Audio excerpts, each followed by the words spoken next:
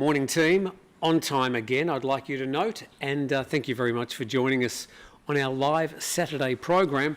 A little bit hoarse today. It's this problem I sort of have during the wet season, or it's a developing problem, and I am doing things to sort it out, mostly mechanical around the house. I'm not sure if you want to hear about this, I'm going to tell you anyway, but I've got this, they call it allergic bronchitis, and it's caused by all the moisture that's pouring into the house and the salt air. Now, I designed the house with these like open vents at the front and big open vents at the back, and that's great when it's hot and dry, but during the rainy season it's letting a lot of moist air into the house, and that's starting to play havoc with my respiratory system. But I'm 99% fine, and that should be enough to get me through the next hour. I have to say, it's great to have you with us. We've already got quite a few people online. Now, today we are talking about Thailand's sex industry. Not really the sex industry, but more about the tourism industry side of Thailand's sex industry. It is pervasive across all of Thailand, and there are plenty of Thai men that take advantage of the opportunities presented. And so it's not just tourists, and we acknowledge that at the start. And this all started at the beginning of the week when I saw an excellent report by Asian Boss. Where are we? Number 2. There we go. And Asian Boss. They've been around for ages doing documentary works. And they did this report entitled, What's Really Going On in Thailand? And so I watched that, in some cases, so you don't have to. But I would actually urge you to watch it, because it's not just about sex tourism, it's about really Thailand's general economy and how the sort of sex industry fits into it. So it's quite an interesting perspective from a South Korean. His name is Stephen Park. I've followed Stephen's work for a long time. I even tried to make contact with him. A few years ago, they were having a few difficulties with Asian Boss, and I was suggesting we could do a weekly podcast together talking about sort of Asian and Southeast Asian politics and happenings. He never got back to me. So there you go. By the way, if there's anybody interested out there, I still would like to do a weekly roundup of Asian and Southeast Asian politics and goings-on. So if you're a journalist, if you've had your hand in the matters of news around the region for a long time, we'll give it a go. Because I think that would be an interesting program. No use just me for an hour. I do this once a week anyway. So this is the main topic today, and I have to say up front that I don't have a vast amount of experience in Thailand's sex industry. In fact, I have absolutely zero experience in Thailand's sex industry, but I have been reporting on it. It is widely discussed online. There are YouTube channels dedicated to how you can partake and what you need to do and what you should know. And there has been a bit of a change in perspectives, and I'll talk about that during this discussion. I also wanted to mention the issue of exploitation. I think in the past, a lot of us were concerned about the exploitation of some of the young women, and to a lesser extent younger men, who are caught up in the sex trade in Thailand. It's unregistered, it's unregulated. The women that work in the industry are not protected by any government services, and that was a huge problem during COVID-19. So without really any protections and it essentially being illegal, it really is an open source for exploitation. Having said that, since COVID and the rise of live streaming on YouTube, wink wink, and also things like OnlyFans, maybe the exploitation is shared, or it may be twisted round the other way. Not a week goes past when I wouldn't get 2 or 3 emails from people, and it always starts, Tim, you'll never guess what happened to me. Something like that. And I go, oh, yeah, I know exactly what happened to you. And as they say in Beauty and the Beast, tale as old as time. If you come to Thailand to partake in the sex industry, you don't spend at least 5 minutes on the internet before you come here, then you're open for exploitation. And I've just lost all my notes. Where do I get them back? Oh, geez, lucky about that. And so there are issues of, as far as the Thai government and Thai officials are concerned, there are issues of strategic ignorance, a strategic tolerance, and strategic avoidance. In other words, the Thai government in many ways just goes, oh, prostitution is illegal, so it doesn't exist here in Thailand. Next. And when it comes to the police, the situation is much the same. I mean, you can sort of Google this and check the news and you'll find stories like destinations known. No more prostitutes in Pattayar's Walking Street. Apparently, from Cowside English, the reality and denial of sex work in Thailand. Chiang Mai City Life did handsome men, invisible women, prostitution in Thailand. And there are literally hundreds and hundreds of different stories. And probably the big laughing stock for people that work in news in Thailand, and again, we've seen this for 14 years.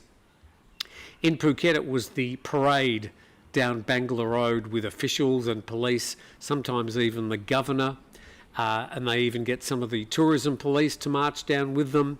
And up in Pattaya, of course, it would be Walking Street or Soi 6.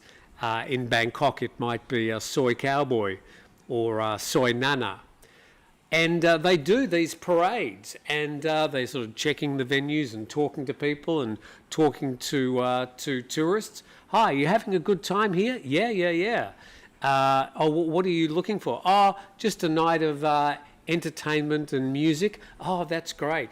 No prostitutes? No prostitutes. Haven't seen any of them. And we take the photos of the police walking down the street. Of course, all the girls go scurrying off into the back rooms, and the police walk past, and the photos are taken, and the announcements are made proudly at the end of the street. Well, we're glad to report that once again, there's no prostitution here in Thailand, and we get reports like this. This is just one. I mean, there are so many. This is another one, I think, in Walking Street as well. And they do this every year. And they proudly proclaim Thailand, the country with no prostitution. And it's such a blatant and open lie. But it's sort of said with a snigger and with a wink. Everybody knows what's going on.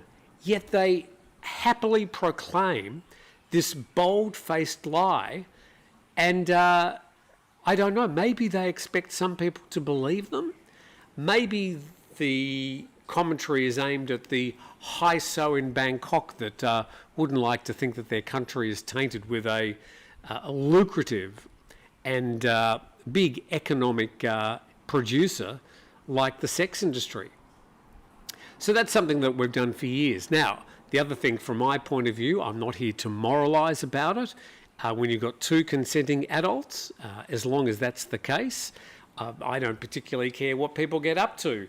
If there is a lucrative sex industry in Thailand, well, good luck to all those people involved, as long as everything is consensual and that there is no basic exploitation. That's where I sort of start and finish on the matter. But let's go to some of the notes on this. And what I did is I watched the Asian Boss documentary, and I've synthesised some of the main points down to try and get this down to a sizable sort of chunk, and that we can have a discussion, because your input, for the people that are here on the live stream. By the way, Gail, Daisy. Gail, still alive and well, and the eyes are intact, and we haven't lost any limbs. This was a gift from Gail to Daisy, the dog, and still the most popular toy. So thank you, Gail. And I think I noted also that Scott is heading over for a trip to Thailand next week. We'll get back to you, Scott, later. But anyway, thank you for joining us, everybody, and hopefully I've given you a bit of a general view of what we're talking about today. So let's go to some of the facts, and again, I'd urge you to watch the full Asian Boss documentary. There's a link in the description, and well done to Stephen. He was able to garner from a number of sources, and I checked. What I did is, when I sort of noted all these facts, I went and sort of Googled them, and they're from investigative journalists. Remember, again, these sex workers are not paying tax, and they're a little bit hard to grapple when it comes to getting hard statistics. But there has been a lot of work done over the years by concerned NGOs, the UNHCR, Wikipedia has provided some of the broader statistics. So there's just been a whole gamut of sources to get this information, but I did check most of it. And whilst some of it may be a little bit over or under exaggerated, the numbers are basically right, and the general premise of these numbers is correct as well. So we have to admit, to start with, the Thailand sex industry is one of the country's most lucrative and sophisticated parallel economies. It's extremely sophisticated. The methods used by some of the bar girls to lure people in for a drink or for other activities, and then to lead people on in some cases for weeks and months, basically extracting money from their pockets, is a highly tuned and sophisticated activity. And there are notes that are provided to these girls. There are lessons. There's education about how to basically grift from these foreign tourists, that how you can make as much money as possible. It is that sophisticated, in the same way that the scam industry has become extremely sophisticated. There's so much money involved, and with a lot of these sex workers, it's their life's earnings. It's the way that they make their money. We'll get into that too. So here are some of the other statistics that we gleaned from this Asian Boss documentary. The sex industry in Thailand generates about 6.4 billion US dollars. And it's obviously deeply embedded into Thailand's social and economic fabric. It has been going on all the way back to the Vietnam War, or the Asian War as it's called here, in Vietnam, of course, and Cambodia. Turned out to be a huge boon for Thailand, and that's when Pattaya really rocked on and became such a place well known around the world as sort of the sex capital.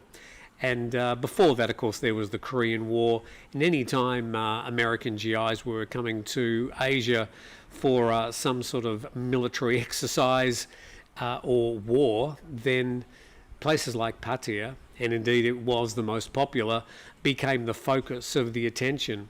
And then once war has left Southeast Asia, the Thais thought, well, this is working out well, and the girls are making good money. How can we legitimise this in some sort of illegitimate way and keep that money coming in? So whilst officially the Thai government like to say they're trying to gentrify Pattaya and some of these other sex locations, Patpong, Soy Cowboy, Bangla Road, and I've wandered down all these streets over the years. My eyes are wide open, although, as I said, I haven't personally partaken in a financial transaction. But yeah, this is all in broad daylight for everybody to see. But the Thai government are quite happy to let it continue. The enforcement is very, very, very low. There are occasional sort of high-profile raids on various places, and that's mostly to find underage prostitutes. That is not tolerated here in Thailand. The Thai police draw a line at the underage prostitution, and they will raid various premises. There's been a few high-profile jailings in recent times of people up in Pattaya. Those in the know will know what I'm talking about. But really, that is just the tip of the iceberg. So let's go on with my notes. I just want to try and summarise all this. And despite 60 years of official prohibition, prostitution in Thailand remains embedded in the social fabric. It's officially illegal in Thailand and covered under the Prevention and Suppression of Prostitution Act in 1996. Now, whilst it doesn't actually sort of say the word prostitution, it talks about sale and purchase of sex, soliciting, the opening of brothels and brothel operations. All that is strictly illegal. Yet, of course, we know it all happens.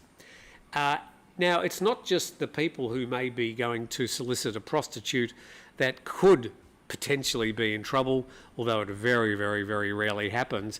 It's also the sex workers. They're also operating technically illegally, but enforcement, again, is quite inconsistent.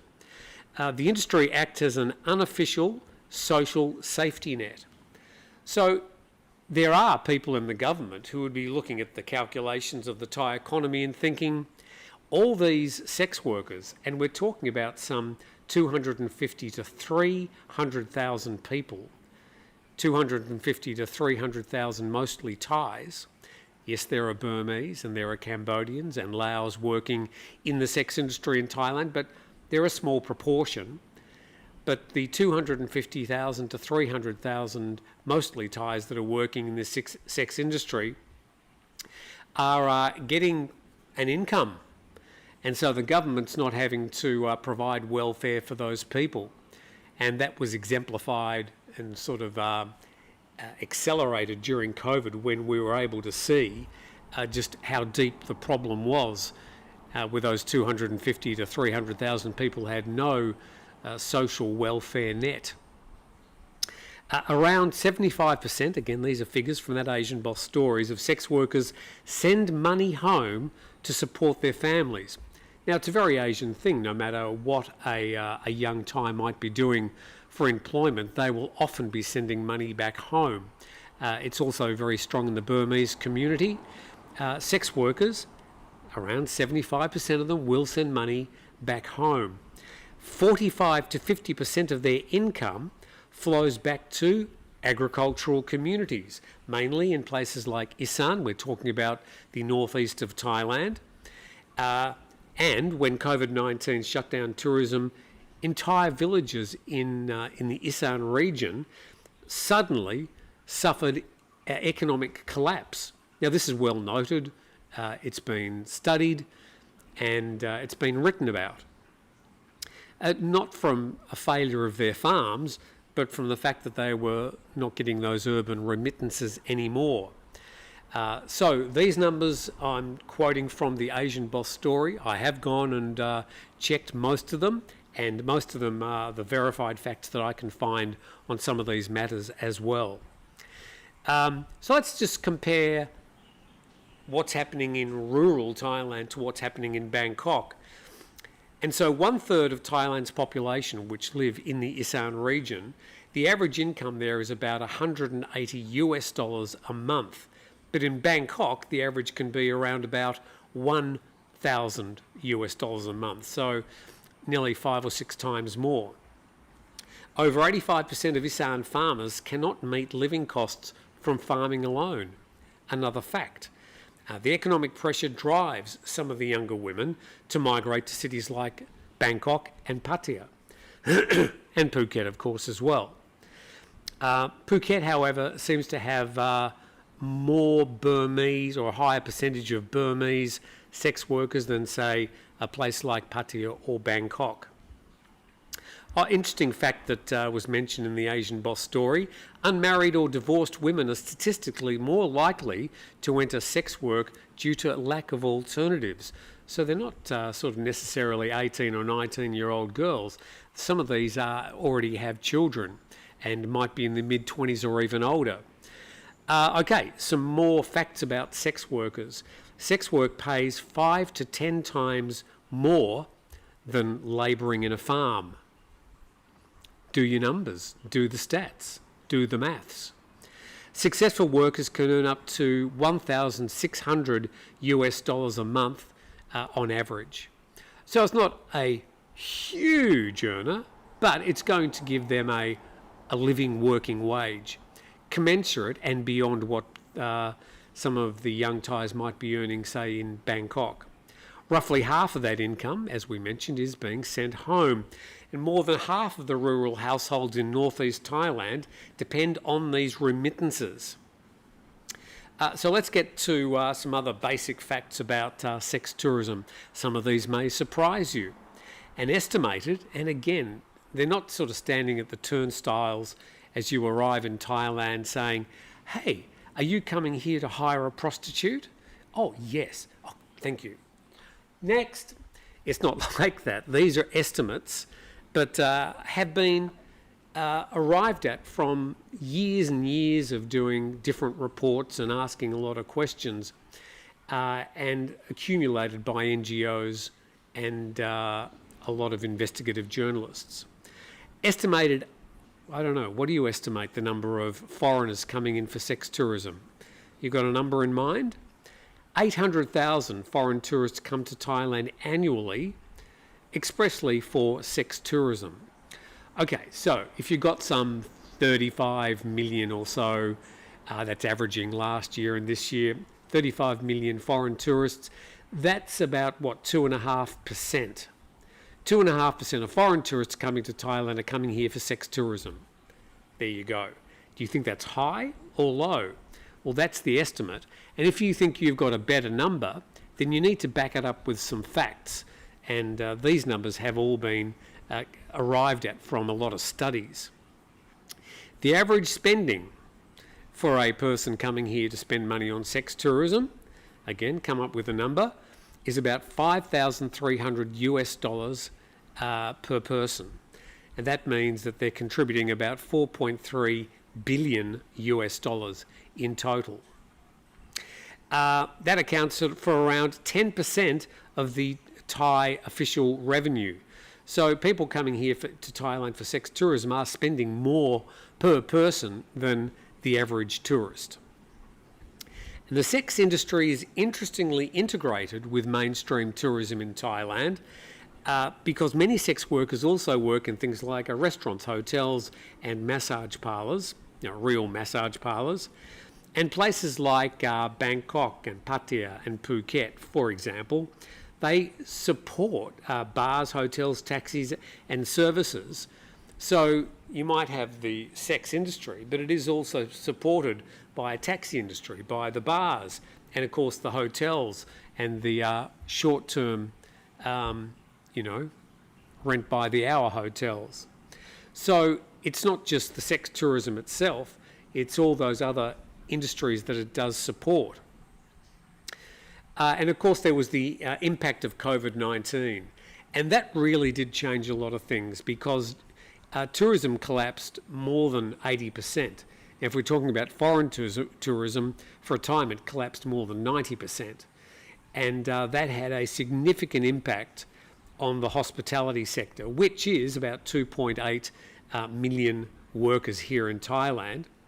And 63% of those hospitality workers are informal. Not just the sex workers, but a lot of other hospitality workers also sort of work under the radar. And so that industry was devastated. And the sex workers, the story notes, lost all income and had no access to unemployment benefits or social security. So it was during that time that some of the more enterprising young ladies and young men were able to, I suppose, weaponise social media to make sure that the people that were here in Thailand knew about their services, and they were able to live stream to a certain extent. YouTube did crack down on it to a degree. They certainly demonetised a lot of those YouTube channels, and there was a crackdown from that side, but then there was OnlyFans that turned up. And that gave a lot of people who were previously working in sex work an opportunity to display their services to paying customers, both in the safety of their own homes or hotels or wherever. So it certainly changed the industry. And a lot of those workers have stayed in that particular industry using the money they're making and the safety that they seek and the lack of hassles as a way to earn their money rather than going back to the bars. And I think a lot of people these days who are seeking sex tourism in Thailand are complaining about a perceived lack of quality of some of the people working in that industry these days. We've got a lot to talk about. So I'm going to close my notes, and I'm going to put that over there. And we're going to go to all your comments, and I'm sure a lot of people will have a lot to say about it. Because, there's plenty to say. Thank you to all the people. I can't possibly single you all out. It's 27 past 9 at the moment. To those people who have watched to get the general information, that's most of the information I'm going to cover. The rest of the program is going to be devoted to a conversation with our friends who are here online live. And I thank you all for watching. We do have somebody asking us whether Steve Ross is back. Are you having Grumpy Old Men tomorrow? No, we won't be doing Grumpy Old Men tomorrow because Steve's not back. It was his birthday on Thursday. I think Thursday US time. So I think Steve's 93 now. So it was great to wish him well, and we'll give him a special birthday greeting when he gets back. So no Grumpy Old Men tomorrow. Steve, I think he's got to catch the train, then he's got to catch a boat, then he's got to walk across Alaska, and then he has to take a long-tail boat meeting him in Hong Kong. It's quite a complicated way to get back. So hopefully we'll get him back during this week, and we'll be able to have him on TV for Grumpy Old Men next week. If you haven't ever seen Grumpy Old Men, just type Grumpy Old Men, Tim Newton Today or TNT. There's 99 episodes, so when Steve comes back, we'll be doing our 100th episode. Brought to you by Banyan Tide shirts. I am wearing black. This is not a Banyan Tide shirt because we are officially still in mourning here in Thailand. So just paying respect to the passing of Her Majesty the Queen Mother 2 weeks ago. So let's go on to the people with a topic. On topic with Newton, says Shano Traveller. Gail, yes, I've said hello to you, Gail, and to your favourite octopus. Shut the vents AC on dehumidifier. Talking about the way that I do the house. Yeah, look, it just doesn't work during the wet season. So I've lost a TV. It just blew up. It gave up. They opened it up and it was just full of rust. So I've actually got myself, I haven't got a new TV. This is something I should show you. Maybe I might do a program on it tomorrow. I got a video projector and a screen. The screen hasn't arrived yet, but I'm just projecting onto the white wall at the moment. It's perfectly good. Very, very impressed. I might get to that later as well. But things rust here very, very easily. And all this, I've lost a microphone to the rust. I don't even want to open up the Mac. I fear that might be full of goo as well. But yeah, we're slowly going to be closing up the house, and I'll be introducing AC and a separate dehumidifier. Okay, to the topic. Girl bars and happy ending massage shop available in every town I visited. There you go. So happy ending massage is a little bit different, but yes, certainly it is a portion of the sex industry here in Thailand. Now, there are going to be people with different moral compasses than I, and I suppose we might have to tolerate different ideas during this discussion, and that's okay. It's a broad church. Hello from Hua Hin, says Lars Deshays. I wish you'd just get handles here like Tom Smith or John Wheelbarrow or something. I have to decode some of these. Oh, this person's all in Thai. Good morning. Bangkok is expecting rain today. Yes, there's been plenty of flooding in Phuket and Bangkok and Pattaya this week. Tell us if it's been flooding where you are in Thailand as well. We don't sort of get flooding around here, but we have had plenty of rain. For the past 2 weeks, it's rained every day, not all day, but I can't think of another time in 2 years here in Thailand where we've had rain, at least some rain, every day for 2 weeks. It's quite unusual. I'm waiting for a slice of concrete behind me to dry so we can tile it. I haven't been able to do that. STD is a big thing in Thailand. Some areas, not all, like the world is guess. Nong Warso says, crap day in Non Chai, rain again. Super Steven says, Thailand Miss Universe walkout. So somebody asked me during the week, Tim, could you please do a story about the Miss Universe walkout? It was a big story here in Thailand. I couldn't give a rat's. Growing up in Australia, we used to have all these different beauty contests, and a lot of the charities used to run beauty contests as well. And some of the people we used to watch on TV were former Miss Melbourne or Miss this or Miss that. I think Uralla was a charity that used to run beauty contests, but they all got banned because it was seen as a different type of exploitation. And during the 80s and 90s, beauty contests were basically laughed at as sort of meat parades. So I don't have a high opinion of these beauty contests. Again, I'm very happy if people want to run them, and if there are lots of young ladies and young men in the male versions of those contests that want to participate. I don't need reminding that I'm ugly. I don't need to watch beautiful people strutting around a stage, and then other people deciding on whether they're more beautiful than somebody else. I mean, what a lot of rubbish. So I won't be talking about Miss Universe here in Thailand. I think I just did. I was watching that YouTube video yesterday, very interesting. Recommended, says Roland Dosho Green. Rolando Joe Green. Hey, there's no spaces. Can't figure it out. Yeah, so there's a link in the description if you'd like to watch that Asian Boss video by Stephen Park. Recommended. What's up, everybody from Vancouver Island? Good morning, Tim. Hope you're well. Thailand needs tourists at the moment.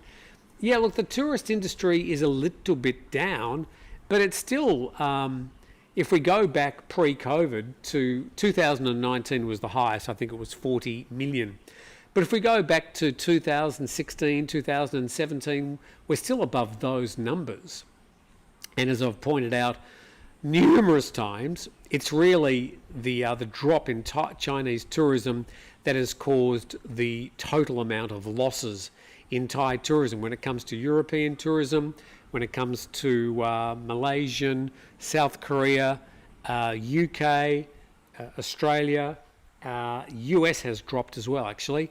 But those other places are at least stable and in some cases increased. It's the Chinese tourism that's caused the big drop this year for the reasons I've mentioned many times in the past.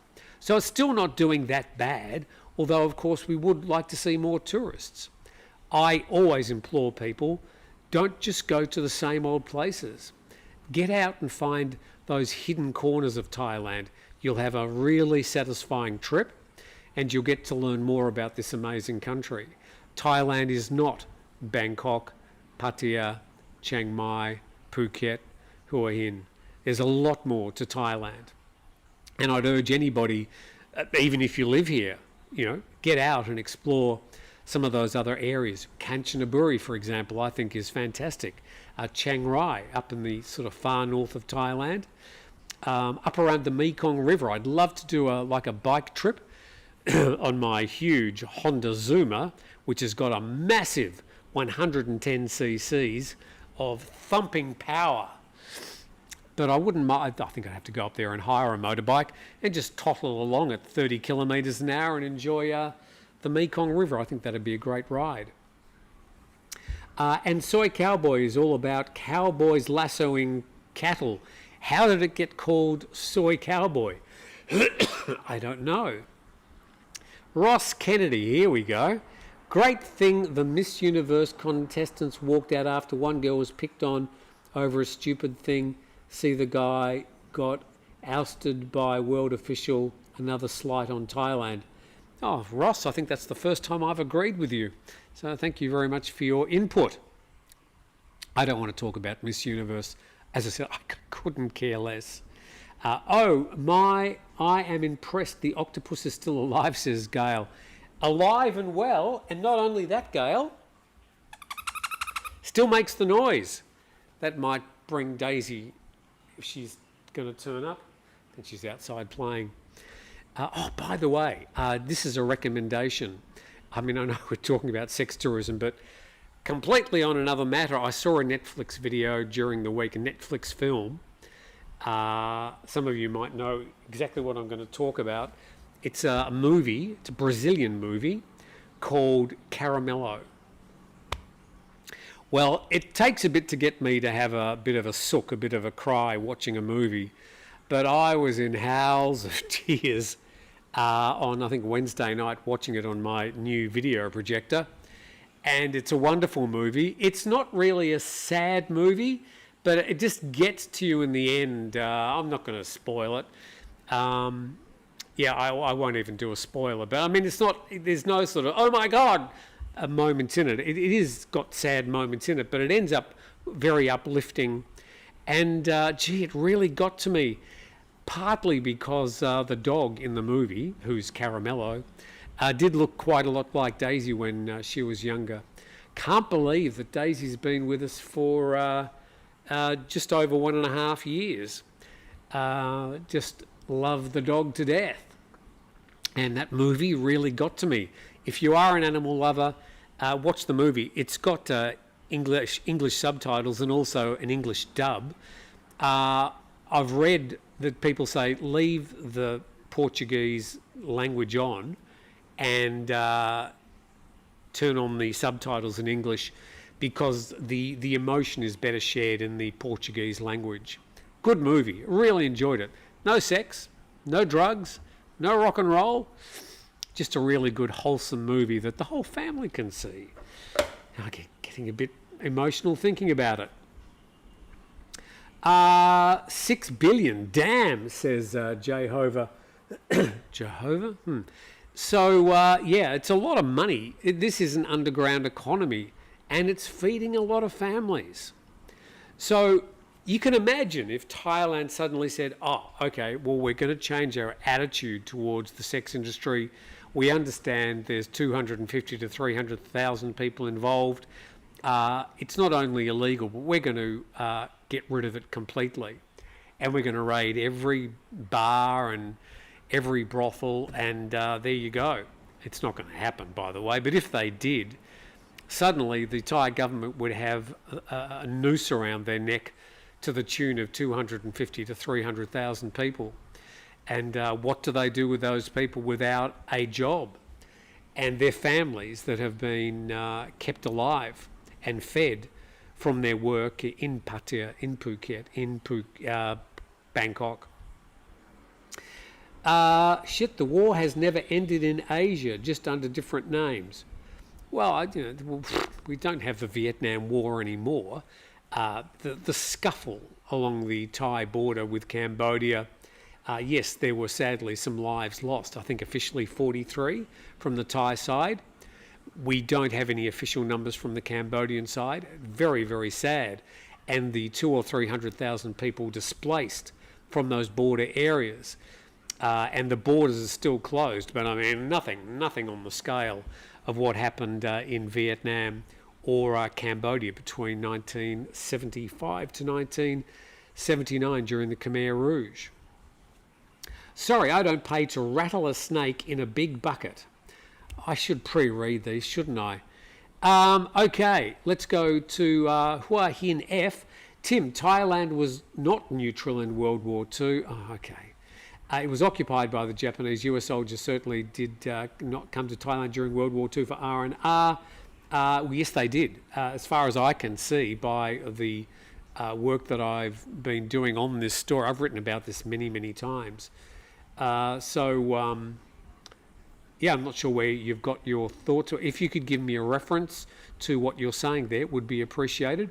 I mean, I'm happy to update any of my knowledge about this particular issue because a lot of it is sort of said under the breath and written in secret reports, and you've got to do some deep digging to get the numbers.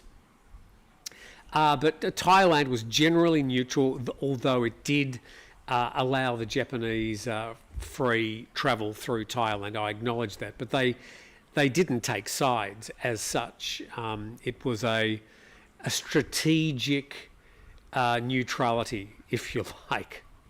I get what you're saying, but technically Thailand was neutral in World War II. I've never partaken either, says Fun-Sized Media. Ty Draper, what's wrong with getting a rental? No commitment to drama, oftentimes cheaper than being in a relationship. As I said, I don't moralise. If you want to go ahead and hire a prostitute, dress up as a bar girl and pay a lot for drinks and go and have a great night with her, great. Good on you. Good on both of you. As long as it's consensual, as long as there's no practical exploitation in the matter. Robert Mac Media says, hello, Tim. Oh, my feed just vanished for a moment there. Let's just go back here. Nothing wrong, says Fun-Sized Media, with 1,000 baht rub and tug, but the girl bars and go-go bars are a complete rip-off, bar fines especially. I spent less than $1,000 in Thailand for that in 1 month vacation, says M. Maranta. If you are having a vacation in Thailand for less than $1,000 a month, you're not having a very good time. But good luck to you. If somebody's calling you a cheap Charlie. Sorry, M. Miranda, I have to agree. God, if you are spending less than you're not having a good time. You're just existing.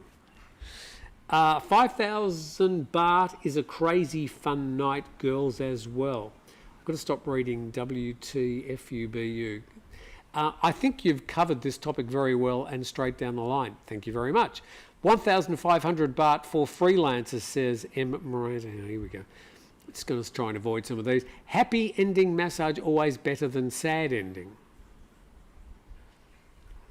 Can't dispute with that.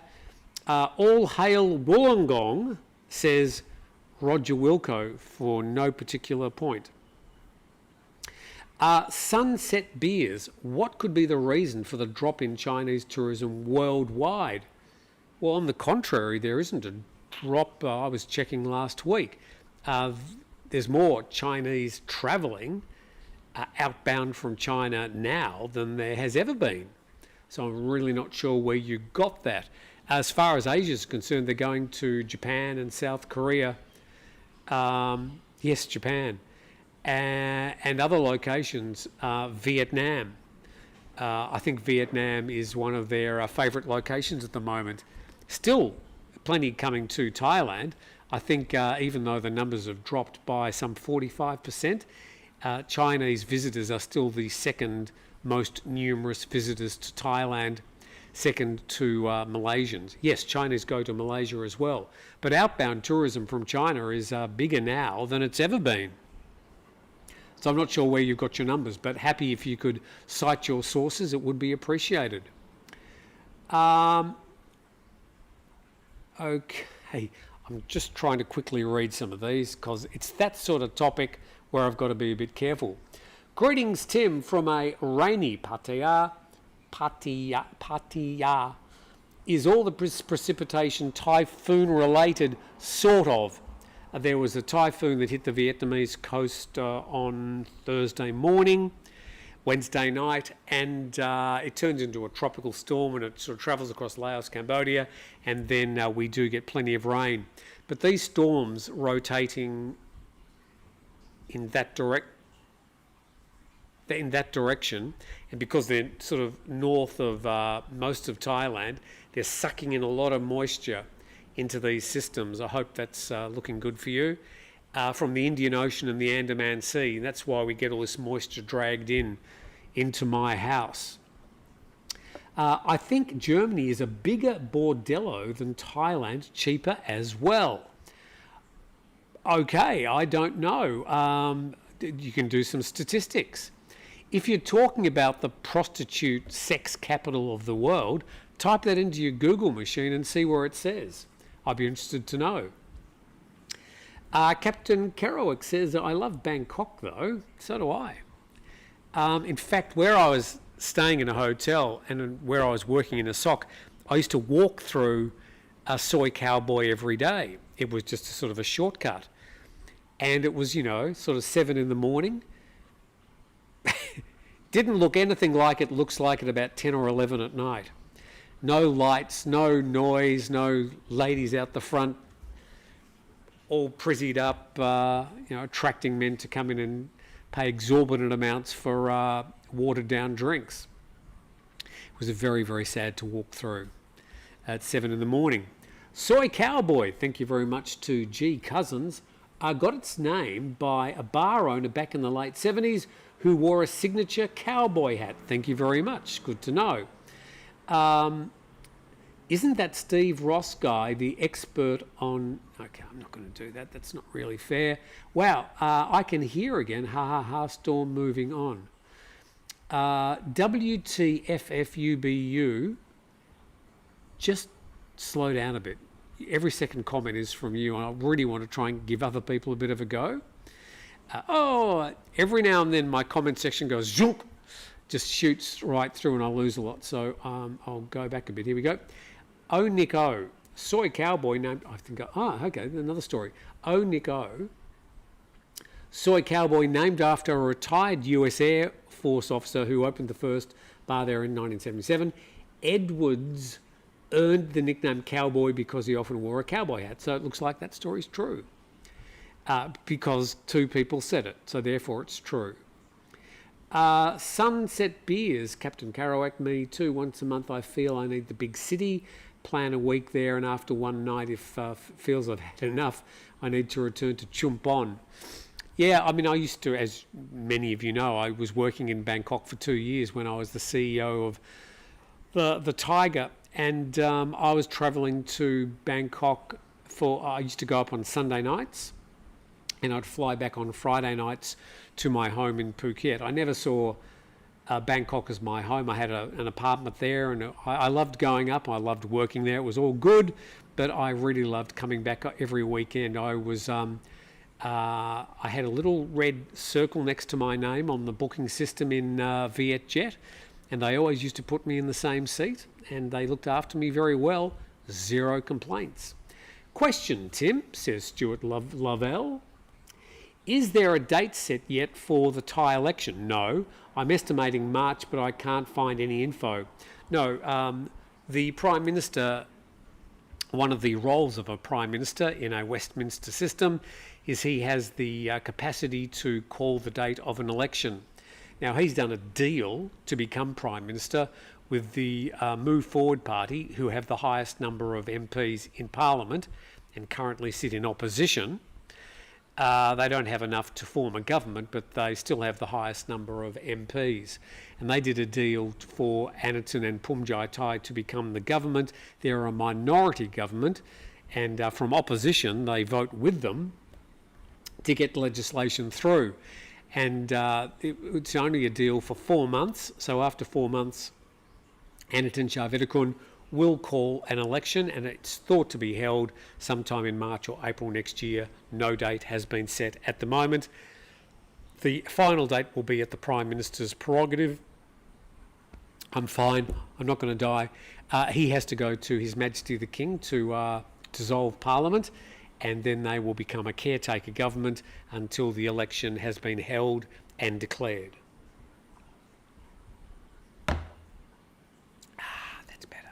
Where's my coffee? The Vietnam War was when a lot of US soldiers went to Thailand, says in Maranta. There was an Air Force base in Udon Thani and another one in Utapao. And a lot of other towns, adds Alpha Bravo. Klaus says, always cheaper than a relationship. So again, I'm not moralising about this, and for a lot of people, they're happy to have short-term company from a female or male companion rather than having a long-term relationship, and as he suggested, it might be cheaper. I'm happy to say in at least my relationship, we've got a sort of a half contribution to the cost of running the house. But every house is different, every relationship is different, and yeah, that's the way that you come up with the maths. And yeah, just not something that I would be feeling comfortable to do on a continuing basis. Okay, there was an Air Force, we just did that one. Hua Hin F, back again. No, Thailand was not neutral through World War II. It initially adopted a neutral stance, but then formed a military alliance with Japan after the Japanese invasion on December the 8th. Okay, I'll have to read up on that Hua Hin F. As far as I know, Thailand was officially neutral throughout World War II. Whether it formed a military alliance with Japan, if that was official, like I think it was an unofficial alliance, but happy for you to contribute. Thank you very much. Klaus asks the question, do women ever get happy endings? I can't answer that, obviously. Depends on your skills, answers Alpha Bravo. Hi, Tim. Spent £8,500 so far with my Thai massage girl. 2 weeks to go. This is from Stephen the Butcher. So there you go. What do you think? £8,500 well spent? This is the sort of the way it is these days. I think for some of the girls, they're happy for a sort of a longer term hire rather than just a few hours. And I think for many people, those short-term relationships, some which may become a longer-term friendship, are enjoyed by many people. More food.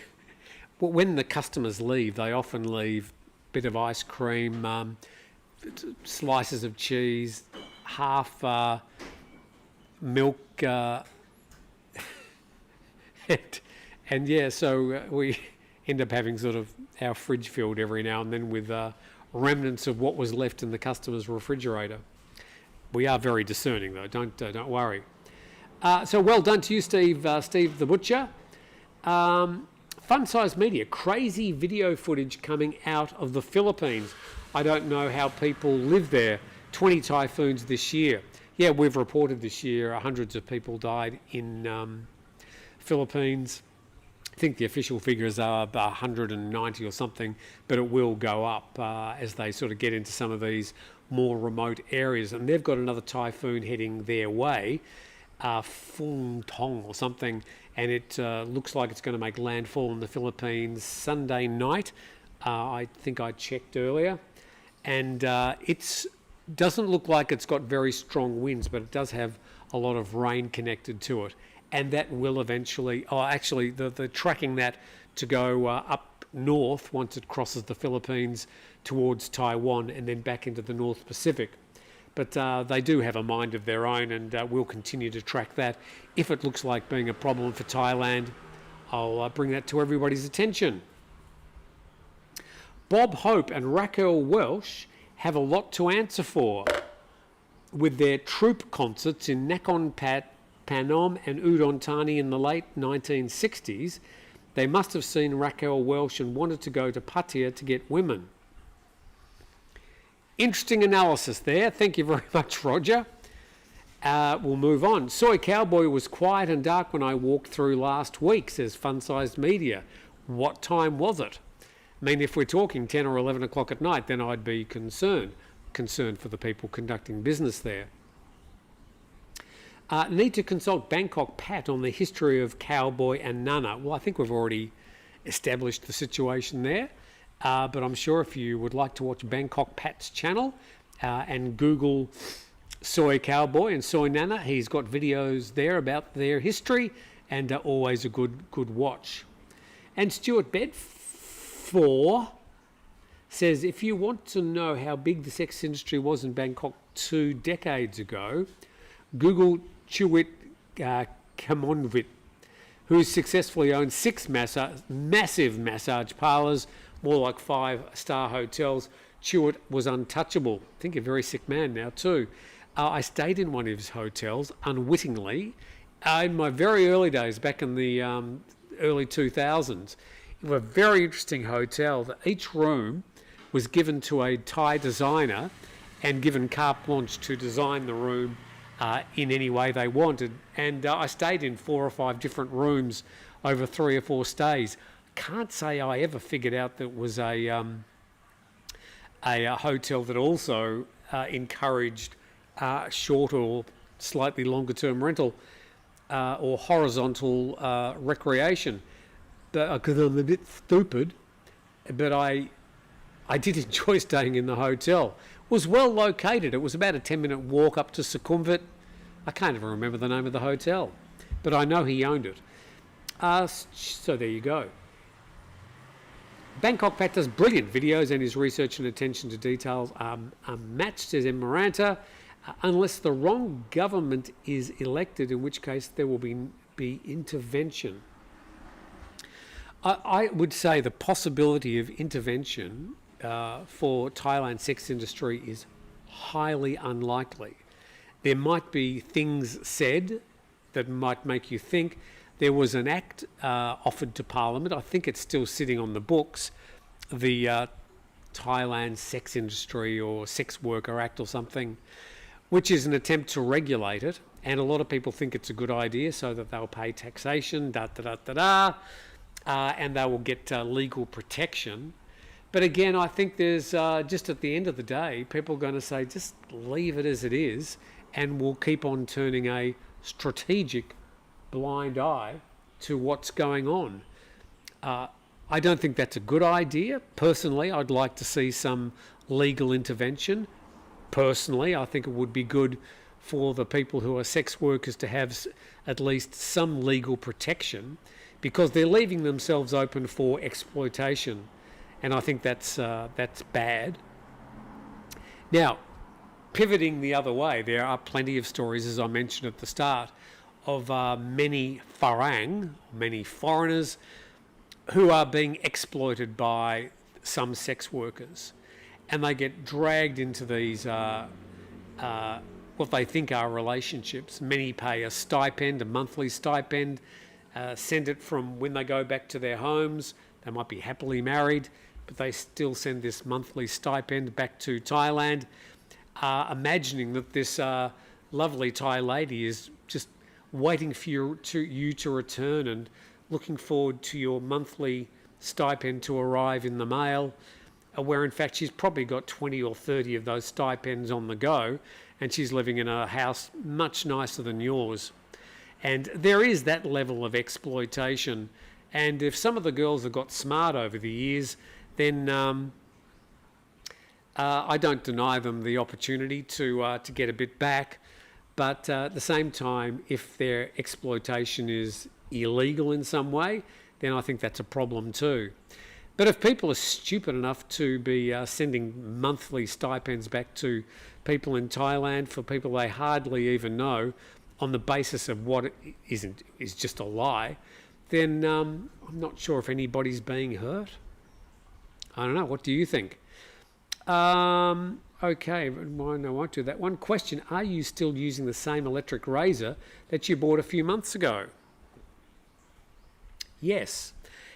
This time of the year, it also suffers from the moisture, and I have to give it almost a clean every 2 or 3 days, like a full pull it apart, clean it out, because it gets clogged up during the wet season as well. So interesting you should ask. This is it's a Shinomi or something. It's an excellent razor. I really enjoy it. It's sort of like a filler shave type, head on it. But what's the brand? I can't see that. Can you see the logo there? I think it's from the company Xiaomi, although that's not the actual brand name of this one. But maybe it's on the bottom here. Can you read all that?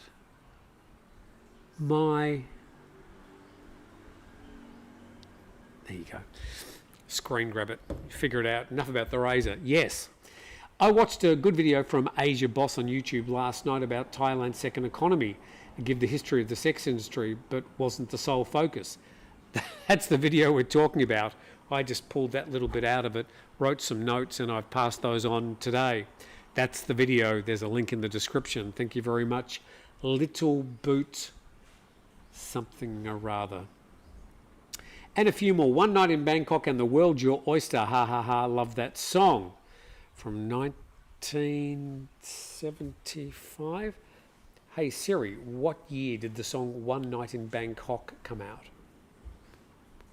Who wrote it? One Night in Bangkok was released in 1984. 1984. I was thinking ABBA because it was the two guys, it was Benny and Bjorn from ABBA that wrote the song for the musical Chess. And the hit was recorded by Murray Head. And it was 1984.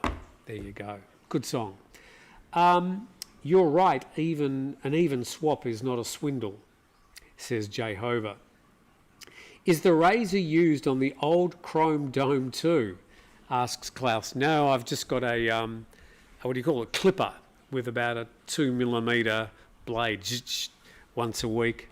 It's not a problem, it's easy. Okay, thank you very much for asking. Norlco knockoff, says Klaus. Recently, a massage worker chased me down the street in Chiang Rai. True story. This Fun Size Media is going, horror, horror. Why, I dare ask? Here, we women from Hong Kong most of the time, I don't know what you're saying. WTFFUBU, you really need to check your medication. Pattaya is awash with gentlemen's clubs, closed door places. What goes on behind the closed doors, I will leave to your imagination. This is from Jamie, 1944. Jamie, a few questions there. Are those clubs open to anybody? Do you have to become a member? What are the qualifications to become a member? Are they gentlemen's clubs for gentlemen with gentlemen, or are they gentlemen's clubs with ladies, or both? I don't know. You tell me. It's a part of the world I'm not really very clued up on. I'm clued up on the numbers. That's about it. How accurate is the flooding in Thailand? There have been numerous videos about it. There's been plenty of flooding in some areas, and what happens is then all that flooding up in the north or the northeast, which sort of happens in the middle to to this time of the year, it then makes its way down the Ping River and the Chao Phraya River and ends up in Bangkok, and then causes problems in Bangkok some weeks later. So there have been some bad flooded areas, but there's also been, like here, we've had some rain, most of it at night time, but during the days we're also getting plenty of sunshine, lovely days in many ways. But as I said, very unlikely, even though this is one of the wettest provinces in Thailand officially, for us to get 2 weeks of when there is rain on each day, even if it's only for 10 minutes. Very, very unlikely. I think June this year we only had like 1 day of rain. It's meant to be the wet season. So, yeah, I mean, the wet season is called the wet season, but it is lumpy. It is a bit hard to predict like anything else. But if you've got some big typhoons going through the North Pacific this time of the year, inevitably that will drag rain into Thailand. I'm feeling like I need to sneeze. Get your shit together, Tim. And we'll say goodbye. It is Murray Head, One Night in Bangkok. Thank you very much. Bill G. Hi, Bill. Drove from Hua Hin to Chiang Mai a few days ago. Saw lots of flooding along rivers and canals. Once I was north of Bangkok. Yeah, that's where it all sort of comes from. There is a type of irrigation used here in Thailand based on ideas from the former Rama 9, Pumipon Adunyadate, who they call them monkey cheeks, and they're basically land areas, lower areas, where they can siphon off flooded waters to sit in those areas without affecting farmland. They're basically like large dams that are unused most of the year, but allow the water to siphon off and then drain away. So I think a lot of that is still used. But if you get a lot of rain at the wrong time and they're having to release water from the dams because the dams are full, and at the moment in the north and the central Thailand the dams are full, then it can just be a sort of a perfect storm. And then they try and control the flooding, but sometimes there's just too much water. Maybe Brain Ferry or Brian Ferry, I think you mean. Oh, God. Sauna Jomtien is magic and soothing. Q sauna in Jomtien is magic and soothing. Shano Traveller, you seem to have a lot of knowledge about it. Good for you. Hopefully that's been of interest today. It has been great to have you with us. Don't forget, buy me a coffee, and there'll be a link in the description as well. I haven't had my coffee today, so sort of missing that. I'll go and have one now. Hope the rest of your Saturday is great. Hope your Sunday is great as well. No grumpy old men tomorrow, but we might get back to it again next week. In the meantime, I've got to go and make some beds and take the dog for a walk. Have a great weekend, and thank you for dropping in.